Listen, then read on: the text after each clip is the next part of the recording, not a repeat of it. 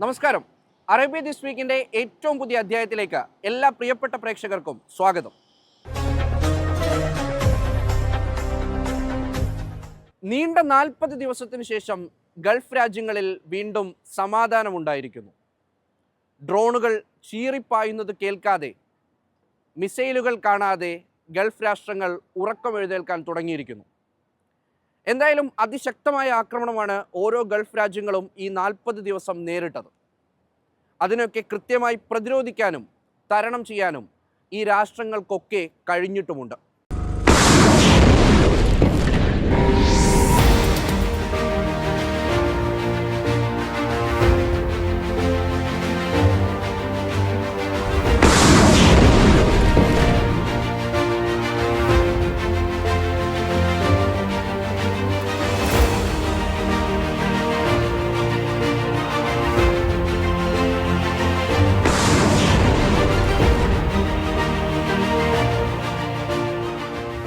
They have till tomorrow. Now we'll see what happens. I can tell you they're negotiating, we think, in good faith. We're going to find out. We're getting the help of some incredible countries that want this to be ended because it affects them also. A lot of people are affected by this. But we're giving them till tomorrow, 8 o'clock Eastern Time. And after that, they're going to have no bridges. They're going to have no power plants. Donald ട്രംപിൻ്റെ ഈ വാക്കുകളിൽ ആശങ്ക പൂണ്ടത് ലോകമൊന്നാകെയാണ്. ഒരു മാസത്തിലധികമായി നടക്കുന്ന യുദ്ധത്തിന് ഏതെങ്കിലും തരത്തിൽ അറുതി പ്രതീക്ഷിച്ചിരിക്കുന്നവരുടെ ഉള്ളിലേക്ക് തീ കോരിയിടുന്നതായിരുന്നു ട്രംപിൻ്റെ വാക്കുകൾ. ഇറാന്റെ നാഗരികത തകർക്കുമെന്ന പ്രഖ്യാപനം. ലോകം കണ്ണുനട്ടിരിക്കെ ഇരുഭാഗങ്ങളും മഹായുദ്ധത്തിനായി കോപ്പുകൂട്ടി. എന്തായാലും ആശങ്കപ്പെട്ടതുണ്ടായില്ല. അതിനപ്പുറം ഒരു സമാധാന ഫോർമുല ഉരുത്തിരിഞ്ഞു വന്നു. തമ്മിൽ സംസാരിക്കാൻ ഇറാനും അമേരിക്കയും തയ്യാറായി. 15 ദിവസത്തേക്ക് വെടിനിർത്തൽ പ്രഖ്യാപിച്ചു. ആശ്വാസത്തിൻ്റെ പ്രതീക്ഷയുടെ ദിനങ്ങൾ.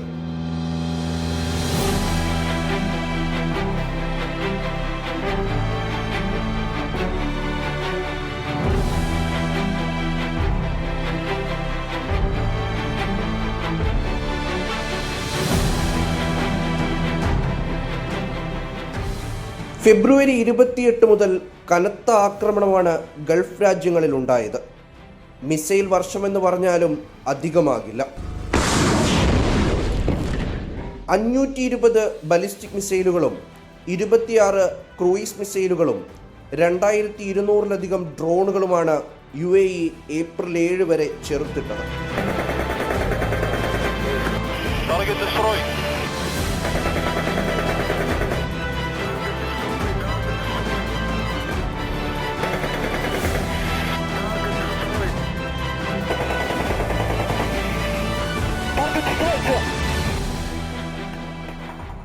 UAE-യിൽ ആകെ കൊല്ലപ്പെട്ടത് 13 പേരാണ്. 2 സായുധ സേനാംഗങ്ങൾ ഉൾപ്പെടെയുള്ളവരാണ് കൊല്ലപ്പെട്ടത്. ഇന്ത്യക്കാരുൾപ്പെടെ 200-ലധികം പേർക്ക് ഇതുവരെ പരിക്കേറ്റിട്ടുണ്ട്. ഏറ്റവും അധികം ആക്രമണമുണ്ടായത് കഴിഞ്ഞയാഴ്ചയായിരുന്നു. മിസൈലുകളുടെയും ഡ്രോണുകളുടെയും കൂർത്ത അവശിഷ്ടങ്ങൾ പതിച്ചാണ് കൂടുതൽ പേർക്കും പരിക്കേറ്റത്. അമേരിക്കയുടെ പേട്രിയോട്ട് താഡ് മിസൈൽ ഡിഫൻസ് സംവിധാനം ഉപയോഗിച്ചാണ് UAE ആക്രമണങ്ങൾ ചെറുത്തത്. ആക്രമണം താൽക്കാലികമായി അവസാനിച്ചെങ്കിലും ജാഗ്രത പുലർത്തുകയാണ് UAE. ഒഴിവാക്കാൻ ആഗ്രഹിച്ച യുദ്ധത്തിൽ UAE വിജയം കൈവരിച്ചെന്നും പരമാധികാരത്തിന് നേരെ നടന്ന ആക്രമണത്തെ ശക്തമായി രാജ്യം പ്രതിരോധിച്ചുവെന്നും നയതന്ത്ര ഉപദേഷ്ടാവ് ഡോക്ടർ അൻവർ ഗർഗാഷ് പറഞ്ഞു. രാജ്യത്തിൻ്റെ ഭാവി രൂപപ്പെടുത്താനാവുന്ന വിധത്തിൽ ഉടൻ പുതിയ നടപടികൾ എടുക്കുമെന്നും അദ്ദേഹം എക്സിൽ കുറിച്ചു. ഇറാൻ നടത്തിയ ആക്രമണങ്ങളുടെ പശ്ചാത്തലത്തിൽ രാജ്യത്തിൻ്റെ പ്രതിരോധശേഷി ശക്തിപ്പെടുത്തുന്നത് UAE തുടരുമെന്നും അദ്ദേഹം വ്യക്തമാക്കി.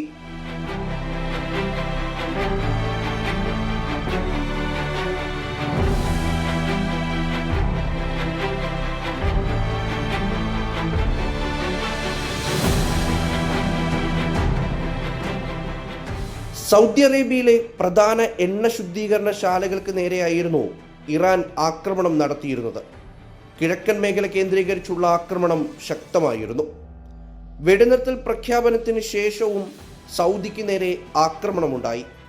430-ലധികം ഡ്രോണുകളാണ് സൗദി പ്രതിരോധ വകുപ്പ് ചെറുത്തിട്ടത്. റിയാദിൽ തുടങ്ങിയ ആക്രമണം പ്രിൻസ് സുൽത്താനേറ്റ് എയർബേസിലേക്കും റിയാദ് എയർപോർട്ടിലേക്കുമാണ് ആദ്യഘട്ടത്തിൽ വ്യാപിച്ചത്. വൈകാതെ റാസ്താനൂറ എണ്ണ ശുചീകരണശാലയിൽ പലതവണ ആക്രമണമുണ്ടായി. റിയാദിലെ US എംബസി ആക്രമിക്കപ്പെട്ടു. ഷെയ്ബ എണ്ണപ്പാടത്തിന് നേരെ തുടർച്ചയായ ദിവസങ്ങളിൽ ആക്രമണം നടന്നു. അങ്ങനെ എണ്ണപ്പാടങ്ങളും എണ്ണ ശുചീകരണ കേന്ദ്രങ്ങളുമൊക്കെ ആക്രമിക്കപ്പെട്ടു.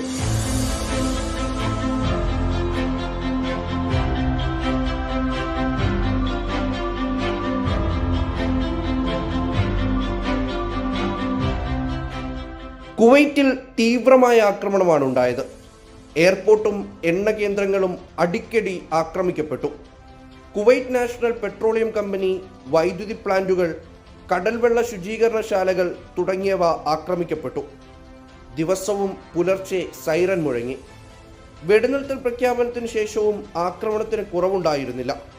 കുവൈറ്റ് എയർപോർട്ട് ഇനിയും തുറക്കാനായിട്ടില്ല. ബഹ്റൈനിലും സ്ഥിതിഗതികൾ വ്യത്യസ്തമല്ലായിരുന്നു. ആദ്യഘട്ടം മുതൽ അവസാനം വരെ രൂക്ഷമായ ആക്രമണമുണ്ടായി. ഇറാനെ പിന്തുണച്ച ഒമാനിലും ആദ്യം ആക്രമണമുണ്ടായിരുന്നു. തുറമുഖങ്ങൾ കേന്ദ്രീകരിച്ചുള്ള ആക്രമണം അധികം നീണ്ടില്ലെന്നു മാത്രം.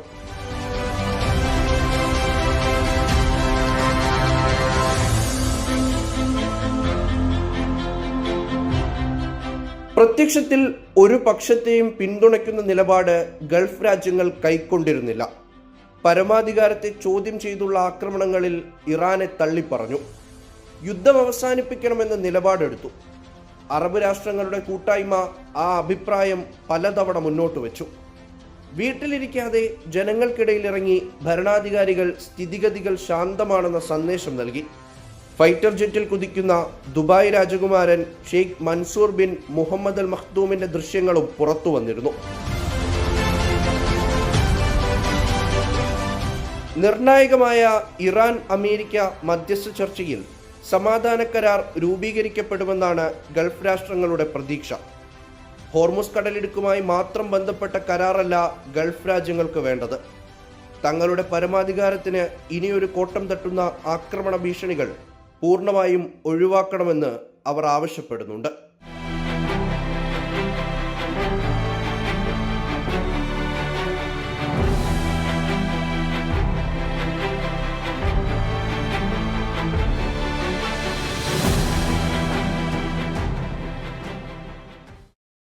വെടിനിർത്തൽ പ്രഖ്യാപനത്തിൻ്റെ ആശ്വാസത്തിലും സന്തോഷത്തിലുമാണ് ഗൾഫ് രാജ്യങ്ങളിലുള്ളവർ, പ്രത്യേകിച്ച് ബിസിനസ് മേഖലയിലുള്ളവർ.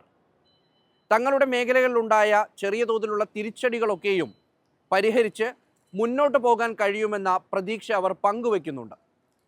പ്രത്യേക സാമ്പത്തിക പാക്കേജൊക്കെ പ്രഖ്യാപിക്കുന്നത് വഴി സർക്കാരും അവർക്കൊപ്പമാണെന്ന് പ്രഖ്യാപിക്കുകയാണ്.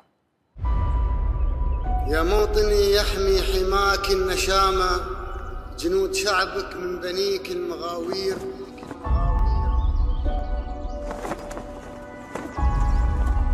عيشي بلادي عاش اتحاد وإماراتنا.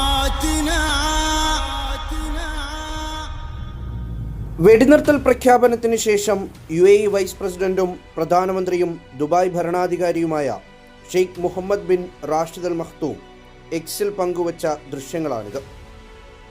ഐക്യത്തിലൂടെയും ചെറുത്തുനിൽപ്പിലൂടെയും പ്രതിസന്ധികളെ മറികടക്കാനായതിൽ UAE ഉൾപ്പെടെയുള്ള ഗൾഫ് രാജ്യങ്ങൾ ആത്മവിശ്വാസം പ്രകടിപ്പിക്കുന്നു. ഓരോ വീടുകളിലും UAEയുടെ പതാക ഉയർത്താൻ Sheikh Mohammed bin Rashid Al Makhdoom ആഹ്വാനം ചെയ്തു.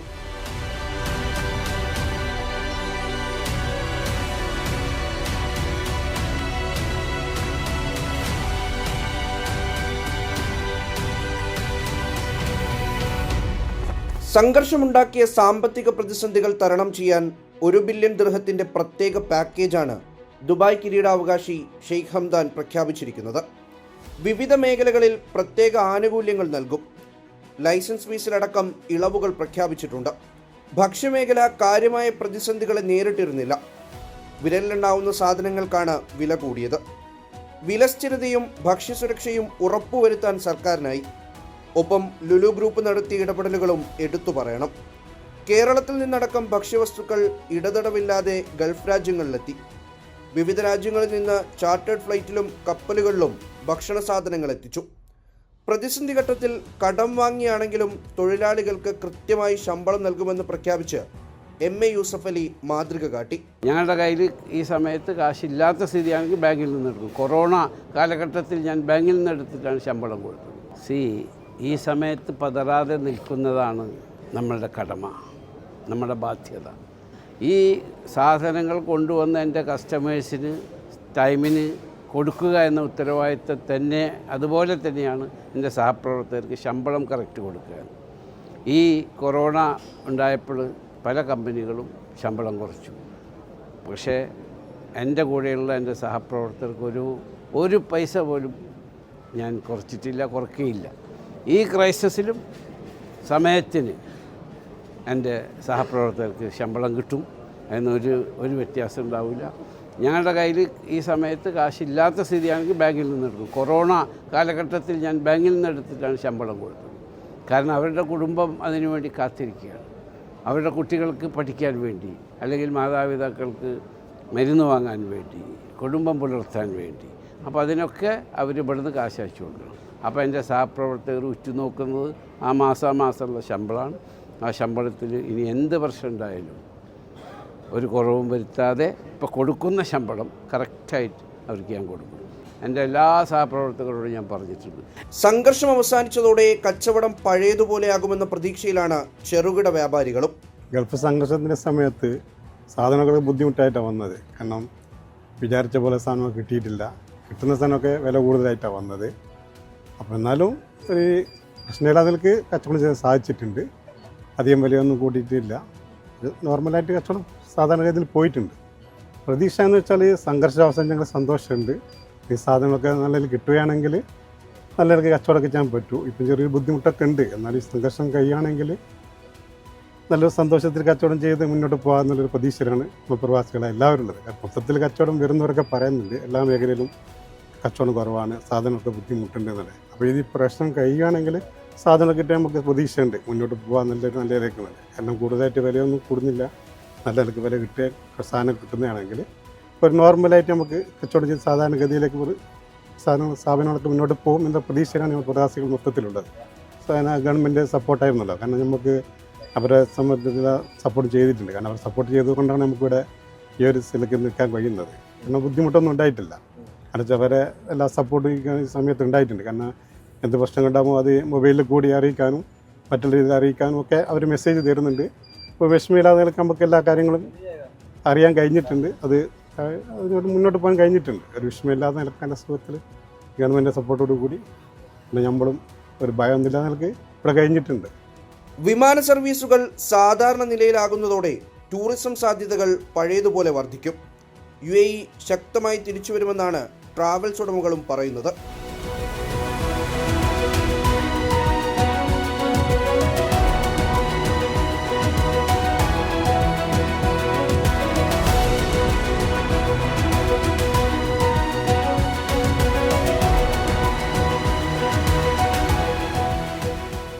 ദുബായിയുടെ തിരിച്ചുവരവ് എന്ന് പറയുന്നത് അത് വളരെ പെട്ടെന്ന് സാധിക്കുമെന്നുള്ള കാര്യത്തിൽ യാതൊരു സംശയവുമില്ല.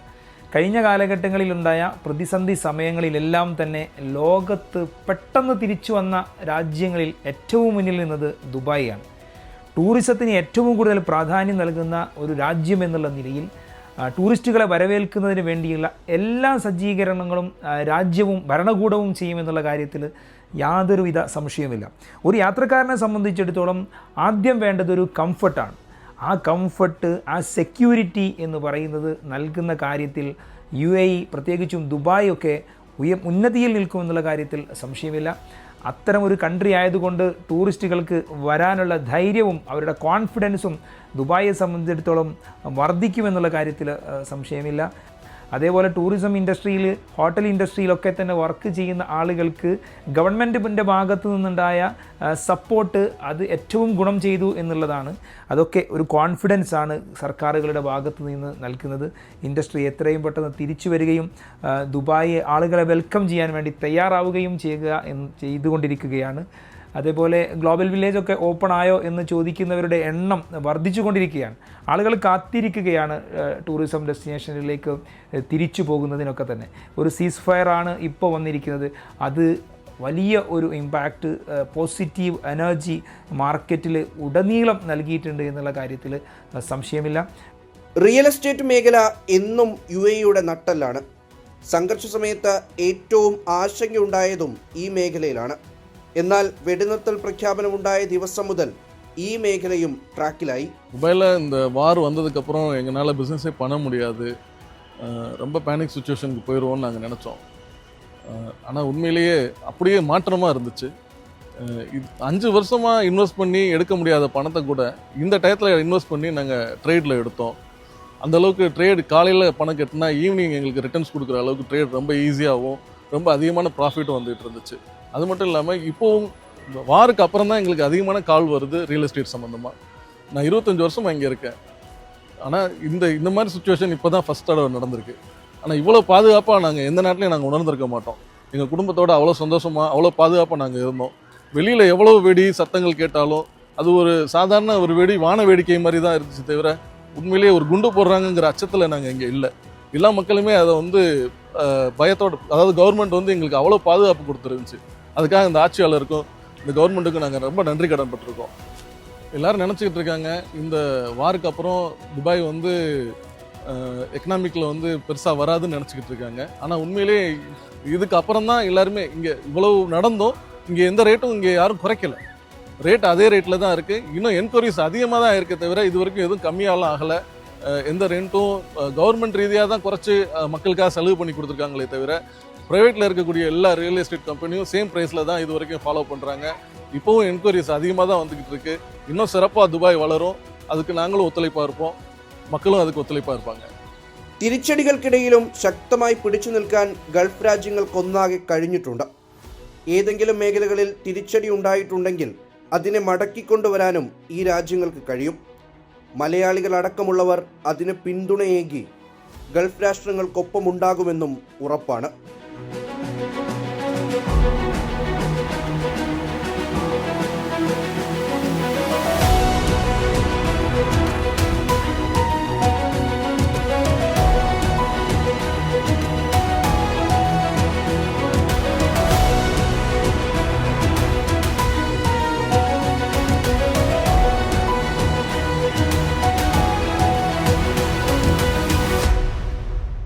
സംഘർഷങ്ങൾക്കിടയിലായിരുന്നു ഗൾഫ് രാജ്യങ്ങളിലെ ഇത്തവണത്തെ ഈസ്റ്റർ ആഘോഷം.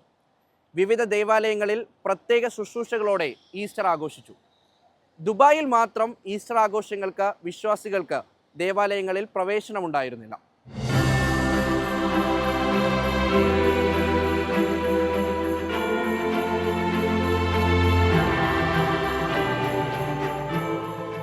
സംഘർഷങ്ങൾക്ക് നടുവിലായിരുന്നു ഇത്തവണത്തെ ഈസ്റ്റർ ആഘോഷം. ആക്രമണങ്ങൾക്കിടയിലും ആഘോഷങ്ങൾക്ക് കാര്യമായ കോട്ടം തട്ടിയില്ല. പെസഹ വ്യാഴത്തിൻ്റെ തലേന്നാണ് UAEയിലെ ദേവാലയങ്ങളിൽ ഇനിയൊരു അറിയിപ്പുണ്ടാകുന്നതുവരെ വിശ്വാസികൾക്ക് പ്രവേശനമുണ്ടാകില്ലെന്ന് അറിയിപ്പ് വന്നത്. വിവിധ ദേവാലയങ്ങളിൽ തിരുകർമ്മങ്ങൾ ഓൺലൈനായി കാണാൻ വിശ്വാസികൾക്ക് അവസരമൊരുക്കി. അതുപോലെ തന്നെയായിരുന്നു ഈസ്റ്റർ ആഘോഷവും. യേശുദേവന്റെ ഉയിർപ്പിനെ അനുസ്മരിച്ച് ഗൾഫിൽ വിവിധ ദേവാലയങ്ങളിൽ പ്രത്യേക ശുശ്രൂഷകൾ നടന്നു. 1 മാസത്തിലധികമായി തുടർന്നിരുന്ന സംഘർഷത്തിനിടെ ഉയർത്തെഴുന്നേൽപ്പിന്റെ സന്ദേശവും പ്രത്യാശയുടെ പ്രകാശവുമാണ് ഈസ്റ്റർ പകർന്നു നൽകിയത്.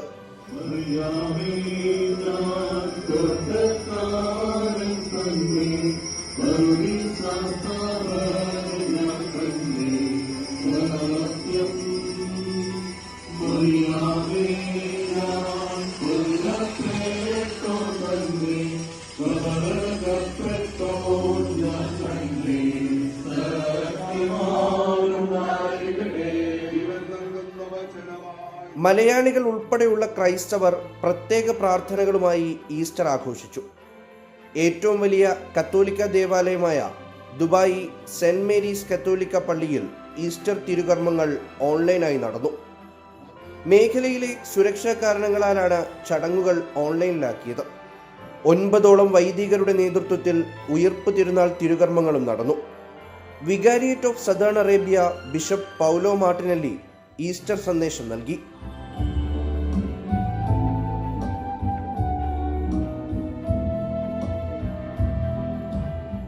മുസഫ സെന്റ് പോൾ കത്തോലിക്ക പള്ളിയിൽ മലയാളത്തിൽ നടന്ന ഉയിർപ്പ് തിരുനാൾ ഫാദർ ടോം ജോസഫിന്റെ മുഖ്യ കാർമ്മികത്വത്തിലായിരുന്നു. UAE മലങ്കര കത്തോലിക്ക സഭയുടെ ശുശ്രൂഷകൾക്ക് Ras al Khaimah Saint Antony of Padua ദേവാലയത്തിൽ ജോൺ തുണ്ടിയത്ത് കോർ എപ്പിസ്കോപ്പ നേതൃത്വം നൽകി. ഷാർജ, ദുബായ്, റാസൽ കൈമ ഇടവകകളിലെ വിശ്വാസികൾ പങ്കെടുത്തു. നേർച്ച വിളമ്പോടുകൂടി പരസ്പരം ഉയിർപ്പ് തിരുനാളിന്റെ ആശംസകൾ കൈമാറി വിശ്വാസികൾ സന്തോഷം പങ്കിട്ടു.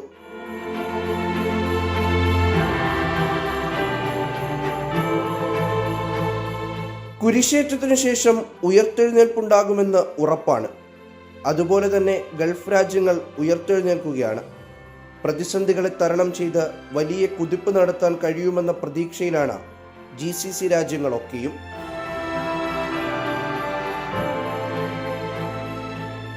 അറേബ്യ ദിസ് വീക്കിന്റെ ഈ അധ്യായം ഇവിടെ പൂർത്തിയാകുന്നു. അടുത്തയാഴ്ച ഇതേ ദിവസം ഇതേ സമയം കാണാം. Good bye.